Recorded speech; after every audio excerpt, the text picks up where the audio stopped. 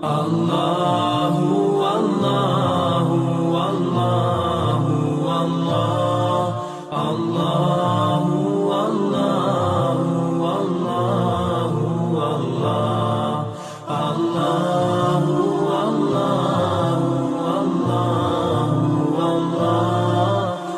Allahu Allah Allahu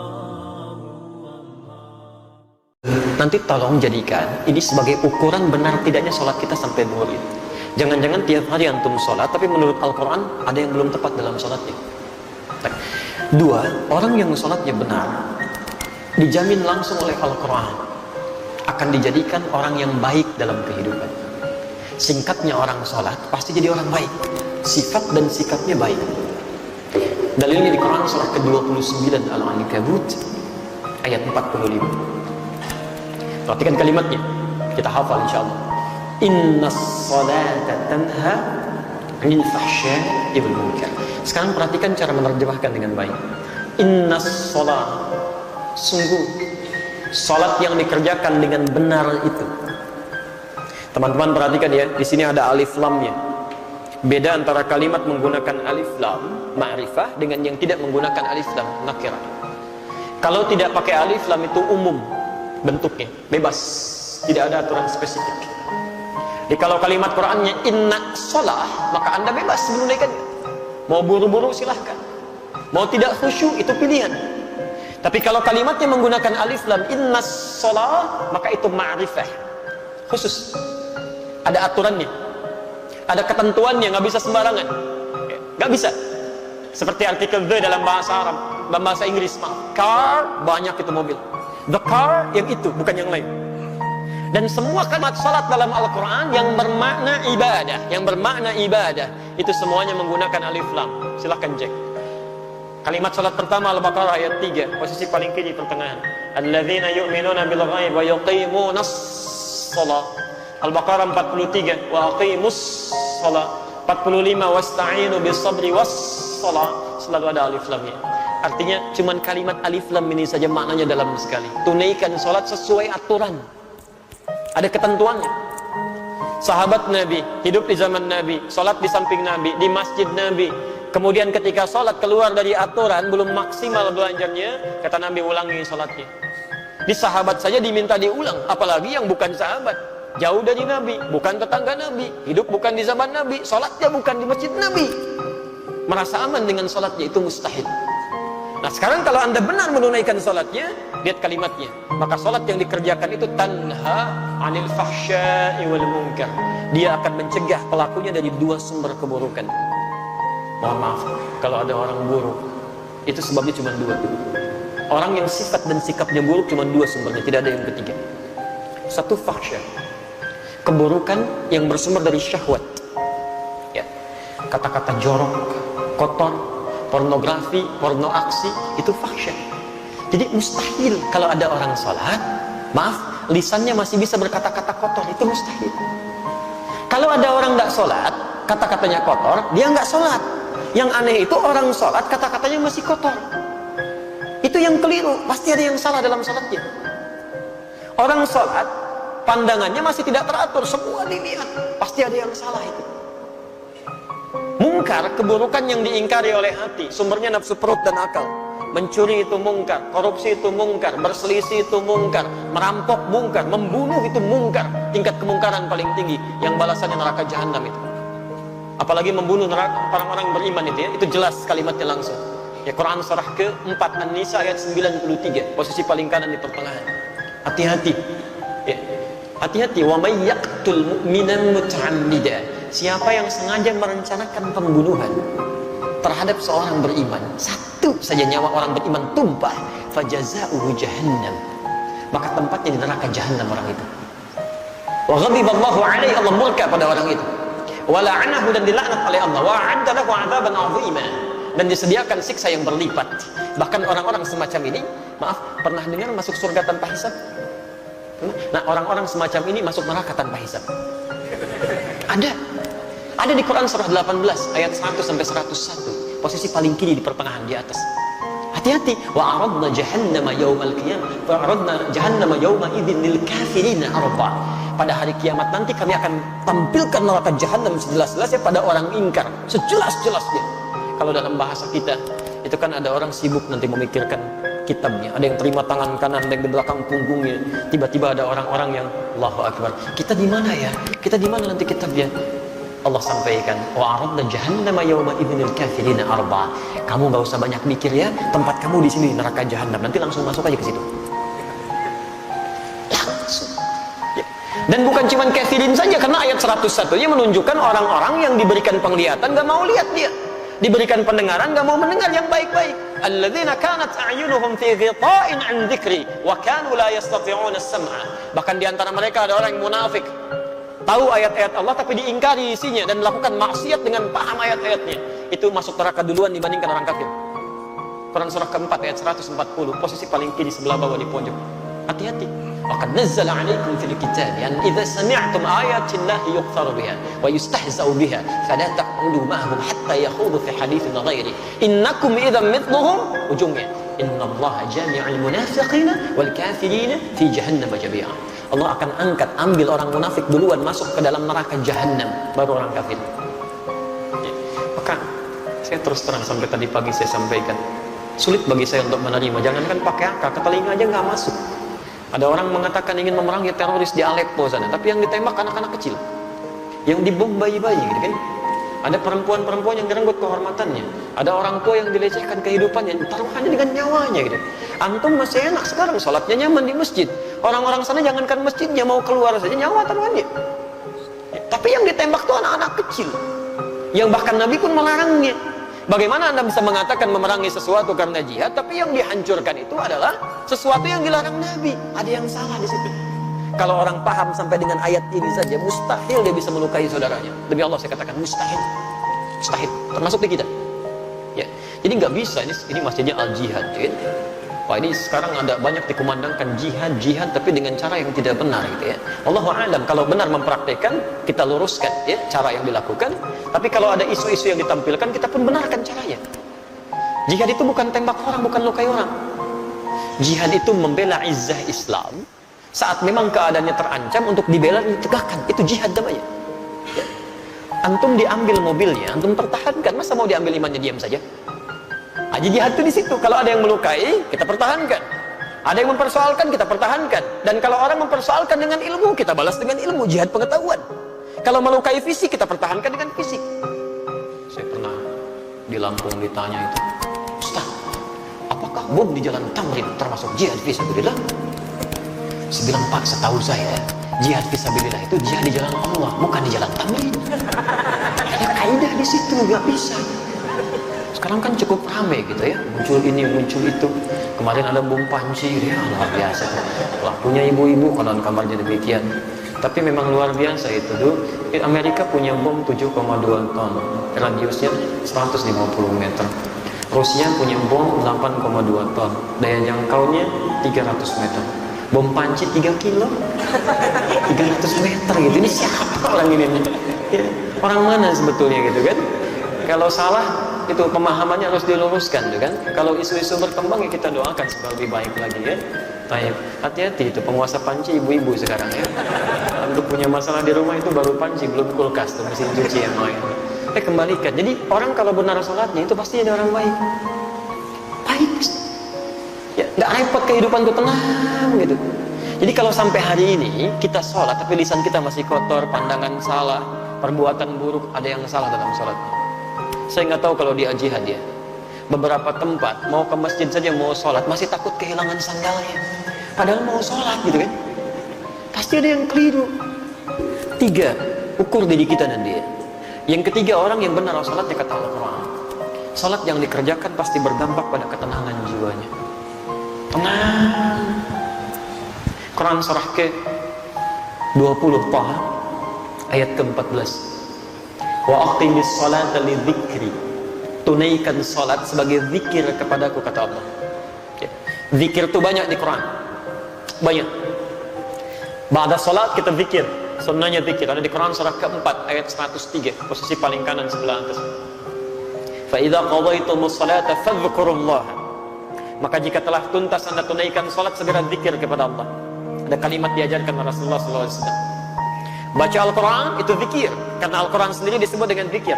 Quran surah 15 ayat 9, posisi paling kanan di pertengahan. Inna nahnu nazzalna dzikra wa inna lahu lahafizun. Kami telah turunkan Al-Quran sebagai zikir. Jadi kalau antum sedang baca Al-Quran, itu sedang berzikir. Penghafal Quran juga sedang berzikir. Bahkan 4 kali disebutkan dalam satu surah saja, surah ke-54 Al-Qamar, ayat 17, ayat 22, ayat 32, ayat ke-40. Walaqad yassarnal Qur'ana lidzikri fahal min mudzakir. Sungguh kami telah mudahkan Al-Quran untuk digunakan sebagai zikir. Hafalannya disebut dengan zikir. Tapi apa fungsi zikir ini? Di tafsir Quran surah 13 Ar-Ra'd ayat ke-28. Ala bi dzikrillahi tatma'innul qulub. Yakinkan pada jiwamu, pada dirimu, kalau zikirmu benar kepada Allah, dampaknya ke hati pasti tenang. Ini rumus di Quran. Antum kalau sedang kurang tenang, zikir. Di kantor sedang tidak tenang, di rumah tangga, wudu, ambil wudu, buka mushaf, baca Quran. Solusi belum datang, tapi minimal hati Anda tenang. Tenang. Hafalkan Quran. Dan puncaknya sholat. Kenapa sholat disebut puncak zikir? Karena sholat itu bisa menghimpun semua jenis zikir. Bukankah dalam sholat ada subhanallah, alhamdulillah, Allahu Akbar, ada bacaan Al-Quran, ada hafalan Al-Quran, ada doa, ada istighfar. Jadi kalau semua bentuk sholat ini menghimpun semua jenis zikir, belum mampu membuat antum tenang, antum butuh apa lagi supaya hatinya tenang? Sholat itu jangankan ibadahnya, tempatnya saja. Masjid tempat sholat itu dijamin di Quran menghadirkan ketenangan. Nggak ada tempat paling tenang di muka bumi kecuali masjid itu. Termasuk di kantor. Nggak percaya silahkan. Sedang capek kerja macam-macam, masuk ke masjid, duduk setelah tahiyatul masjid, tiba-tiba nggak kerasa kipas muter, tenang, plak, tidur aja gitu. Saya pernah ke Tokyo itu dan diajak ke Gunma. Ini nyata. Bertemu dengan ustadz dan komunitas di sana, cerita, Ustadz, sedisiplin-disiplinnya di sini, tapi ketenangan itu tidak mudah untuk didapatkan. Tingkat bunuh dirinya itu 30.000 setahun. Sehari bisa 100 orang bunuh diri. Dan kami pernah dibawa ke daerah Fuji yang setiap hari akan ditemukan 4-5 mayat di situ. Makanya kata Profesor Kato, sehebat-hebatnya orang Jepang yang disiplin masih kalah sama orang Muslim, bukan orang Indonesia, orang Muslim. Ya. Jadi orang Muslim itu punya satu ajaran yang nggak ditemukan dimanapun, yang menghadirkan ketenangan dalam jiwanya. Tapi Ustaz, masih ada di Swedia satu distrik yang lebih dahsyat dibanding ini. Itu bunuh dirinya di mana aja, serampangan. Karena itu konselnya, pemdanya sampai membuat tempat khusus lokalisasi bunuh diri. Dan jamnya diatur jam 10 sampai jam 12. Jadi kalau datang jam 8 kepagian, datang jam 2 kesiangan, besoknya lagi gitu. Nah ini nyata kejadian. Satu kali ada orang akan bunuh diri, ya jadwal dia jam 12. Ketemu dengan salah seorang di situ, Muslim, Ustadz juga, cuman di Eropa kan tampilannya agak beda. Ditanya mau kemana kamu? Mau bunuh diri. Jam berapa? Jam berapa? Jam 12 katanya. Baik, sekarang kan masih ada waktu, mau ikut saya? Oh tidak, nanti saya terlambat. Terlambat? Kata Ustadznya, nanti saya berikan gantinya. Kan kalau kamu memang merasa dirugikan, saya bayar kan. Akhirnya dia ikut, dibawa ke masjid. Karena dia belum Muslim, dia nggak bisa masuk, dia nunggu di luar. Ternyata mendengarkan tausiah, ada mendengarkan bacaan Quran, Allahu Akbar. Tadi saking tenangnya duduk, ngantuk, plak tidur. Dilihat begitu pulasnya sampai lewat dari jam bunuh dirinya. Betul, jam 1, jam 2, ini nyata. Ketika sudah semakin pulas, ini tidak tega membangunkan karena kelihatan enak sekali. Begitu bangun, langsung kemudian disampaikan, saya mohon maaf tidak bangunkan. Kamu merasa nikmat sekali. Kamu sudah lewat jam bunuh dirinya. Saya ingin tanya apa yang harus saya ganti. Ternyata jawabannya cukup mengejutkan. Ini tempat apa? Masjid. Apa keutamanya? Dijelaskan.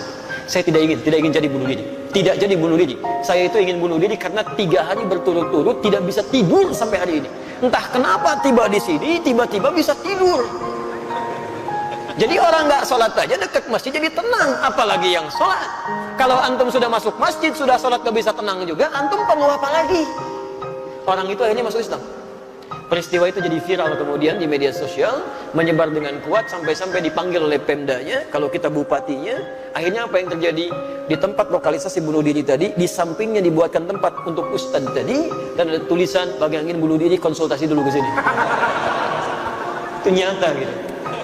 Jadi kita punya teorinya, kenapa nggak kita maksimalkan? Kalau tiap hari Anda belum tenang, nggak nyaman hati, yang paling aneh itu pada urusan orang lain, Anda yang jadi nggak tenang. Yang punya masalah orang lain, kenapa Anda yang ribut dalam statusnya? Berselisih satu dengan yang lainnya. Kadang-kadang urusan yang sudah jelas masih Anda pikirin juga, itu keterlaluan. Dalam agama itu kita punya konsep, sesuatu yang sudah jelas diatur oleh Allah, nggak usah banyak dipikirin. Memang sudah begitu dipikirin pun nggak akan berubah. Mendung itu bukan urusan kita, itu Allah yang mengatur. Mendung itu tanda hujan. Kalau sudah mendung ya siap-siap aja, payung dikeluarkan. Itu yang dituntut ikhtiarnya, bukan dipikirkan. Duh, mendung. Kalau mendung hujan turun, banjir, paling macet. Ustaznya paling nggak datang, nggak jadi acaranya. Ustaznya udah nunggu duluan. Jadi nggak pas situasinya. 4. Orang yang sholat yang benar, ini yang paling dahsyat. Dijamin langsung oleh Al-Quran, akan dimudahkan segala urusan hidupnya. Bahkan rizkinya pun didatangkan dari sisi yang tidak dia duga. Allahu Akbar. Quran surah ke-65 At-Talaq, di akhir ayat kedua, di awal ayat ketiga, di tafsir di Quran surah kedua Al-Baqarah, di ayat yang sama 2 dan 3. Perhatikan kalimatnya. Saya beri rumus ya. Baik. Boleh saya tuliskan? Alhamdulillah. Bismillah. Ini bisa dibawa atau ada mic yang lain? Baik, perhatikan rumus Quran surah ke-65 di awal ayat, di akhir ayat kedua, di awal ayat ketiga. Maaf, kelihatan? Oh, belum, saya belum nulis. Itu bagaimana ya? Itu makan apa barusan? Quran surah ke-65. Baik, bismillah. Perhatikan kalimatnya. Wa may yattaqillaha, siapa yang bisa meningkatkan takwanya kepada Allah, yaj'al lahu makhraja, kami berikan jalan keluar, solusi dari setiap persoalan yang dialami. Fokus ya. Kalau Anda punya masalah dalam kehidupan, di rumah tangga, di kantor, dimanapun, firman Allah sederhana, yattaqillaha yaj'al lahu makhraja. Jawabannya kata Allah, cukup tingkatkan takwa, kami selesaikan masalahnya. Jadi kalau Anda sedang punya masalah, biayanya nggak mahal, tenaganya nggak banyak, takwa tingkatkan, masalah diringankan oleh Allah. Jadi kalau Anda sekarang punya masalah nggak tuntas-tuntas, di kantor jadi juara, di rumah nggak pernah tuntas, padahal masalah yang sama oleh orang lain cukup dengan senyuman, Anda nggak selesai, mungkin cek, ini yang kurang. Bahkan rizkinya pun, wa yarzuqhu min haitsu la yahtasib, kami datangkan rizkinya dari sisi yang tidak dia duga. Jangankan yang Anda ikhtiarkan, yang Anda tidak cari pun tiba-tiba bisa mendatangi Anda. Nah sekarang, kalimat takwa disebutkan perubahannya 115 kali dalam Al-Quran. Kalimat takwa pertama ada di Al-Baqarah, Quran surah kedua, ayat 2-3. Dzalikal kitabu la raiba fi hudan lil muttaqin. Siapa orang takwa ini? Ayat 3-nya. Alladzina yu'minuna bil ghaib wa yuqimunas shalah, menyempurnakan salat. Kalau Anda bertanya, ya Allah bagaimana cara saya meningkatkan takwa ini? Kalimat takwa pertama, salat. Jadi kalau salat kita meningkat dengan baik, masalah kita tuntas, selesai. Ya, salat. Jadi kalau sampai hari ini masalah tidak pernah tuntas, tapi kita salat, yang jadi masalah di kalimat yuqimun. Barangkali belum sempurna cara salatnya, belum sempurna. 5 saya agak segerakan. Quran surah ke-23 Al-Mu'minun ayat 1-2. Orang yang salatnya benar sesuai petunjuk Al-Quran, tuntunan Rasulullah SAW, dijamin langsung oleh Allah Subhanahu wa Ta'ala akan diberikan kesuksesan dan kebahagiaan dalam seluruh aktivitas, sukses dan bahagia. Jadi ada orang yang sukses saja tapi belum tentu bahagia. Ada yang bahagia, cuma belum tentu keseluruhannya. Itu disebut dengan fauz namanya. 29 kali disebutkan derivasinya dalam Al-Quran. Turunannya ada fauzi, fauzan, faizah, fauziyah. Jadi kalau ada yang namanya fauzi, faiz, faizah, fauzan, fauziyah, itu orang yang diharapkan sukses dalam kehidupannya, sekalipun belum tentu bahagia pada umumnya. Tapi kalau bahagia saja, sekalipun belum tentu sukses, itu fariha. Fariha dalam bahasa Arab. Orang yang disebut dengan farhan, perempuannya farah. Jadi kalau ada yang namanya farhan atau farah, itu orang diharapkan bahagia dalam kehidupannya. Miskin pun nggak apa-apa, yang penting bahagia. Umumnya. Sekarang saya tanya Anda, pilih mana? Kaya tapi gelisah, atau miskin tapi tenang, tapi nggak ada pilihan ketiga dan tidak usah maksa. Sukses tapi nggak bahagia, atau bahagia tapi nggak sukses. Kaya tapi gelisah, atau miskin tapi tenang, pilih mana?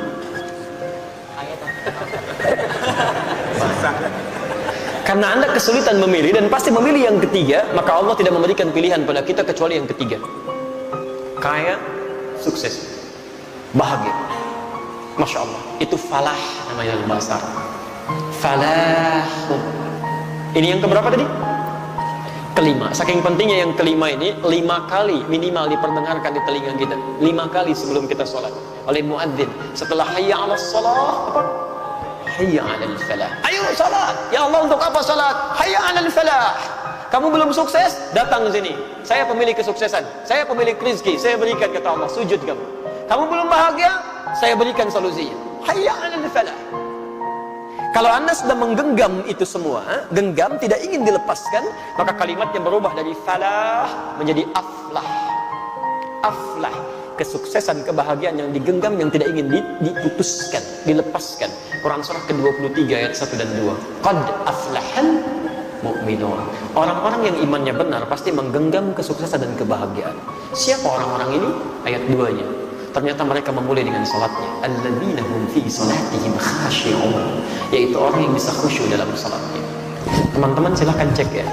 Semua sahabat Nabi dengan semua profesinya, yang pengusaha seperti Uthman bin Affan, Abdurrahman bin Auf, Tamim ad-Dari, Abu Bakar as-Siddiq, ada yang birokrat, Amr bin As, ada yang diplomat, Muawiyah bin Abi Sufyan. Masya Allah, itu sesibuk-sibuknya mereka karena paham tentang ketentuan ini. Itu mereka tidak pernah meninggalkan sholat berjamaah, bahkan berlomba mengerjakan tahajud, sampai kata Imam An-Nawawi dalam kitabnya At-Tibyan fi Adab Hamalatil Quran. Imam An-Nawawi itu sebelum menulis Al-Arba'in 42 hadis, Riyadhus Shalihin 1896 hadis, beliau menulis kitab namanya At-Tibyan fi Adab Hamalatil Quran. Saya sudah cek di Indonesia ada itu yang bahasa Arabnya. Ada yang terbitan Darul Kutub Al-Islamiyah warna coklat, merah kecoklatan. Ya, antum bisa dicek halaman 38, paragraf pertama, baris 1 sampai 2, posisi paling kanan sebelah atas. Kalau terbitan kedua Darun Nafais warna kuning, halamannya 47, posisinya paling kiri, paragraf ketiga, baris 1 sampai 7. Itu bagaimana disebutkan Uthman bin Affan, Abdurrahman bin Auf, Tamim ad-Dari bukan senang saat rezekinya terus melonjak, tapi bahagianya dirasakan saat mampu tahajud di malam hari, sampai kata Imam An-Nawawi sampai bisa sampai khatam Qurannya. Sampai khatam Quran. Bisa nggak dilukiskan itu? Antum mau ngecek kekayaannya, silahkan bandingkan. Abdurrahman bin Auf itu kapaknya jadi terbuat dari emas. Orang terkaya sekarang Bill Gates, orang terkaya sekarang nggak ada apa-apanya. Abdurrahman bin Auf kapaknya terbuat dari emas. Bill Gates itu belum tentu punya kapak. Silahkan banyak. Uthman bin Affan sampai sekarang asetnya masih ada, sudah 15 abad masih ada aja. Pernah membeli sebuah sumur yang dimonopoli oleh Yahudi. Setiap mau ngambil air, bayar, kata Uthman, saya beli sebagiannya, beli seluruhnya, beli kebun sekitarannya. Siapa yang mau silahkan ambil tanpa harus bayar lagi, saya wakafkan karena Allah. Kebunnya menghasilkan ribuan kurma. Sekarang wilayahnya bahkan dekat sumurnya akan dijadikan tempat-tempat untuk penginapan. Ada hotel-hotel yang luar biasa. Royaltinya datang dari situ, disimpan di Bank Saudi, disedekahkan lagi kepada yang membutuhkan atas nama Uthman bin Affan radhiyallahu ta'ala anhu. Sampai sekarang masih ada. Dan itu ditempuh dengan takwa itu. Jadi silahkan cek dia. Sahabat Nabi, dekat dengan Nabi. Sebagian mereka bahkan menantunya Rasulullah SAW. Dijamin masuk surga oleh Nabi dengan lisannya. Tingkat surga paling tinggi, dekat dengan Rasulullah. Masih mau menunaikan salat sunnah bahkan pada malam harinya. Dan dunianya sukses. Tahajudnya luar biasa. Antum bukan sahabat Nabi. Tetangganya juga bukan. Surga belum jelas sampai dengan siang ini. Hisab masih menegangkan. Jangankan salat sunnahnya, salat fardu masih ditunda-tunda. Cita-cita masuk surga bersama Nabi. Mereka repot di situ.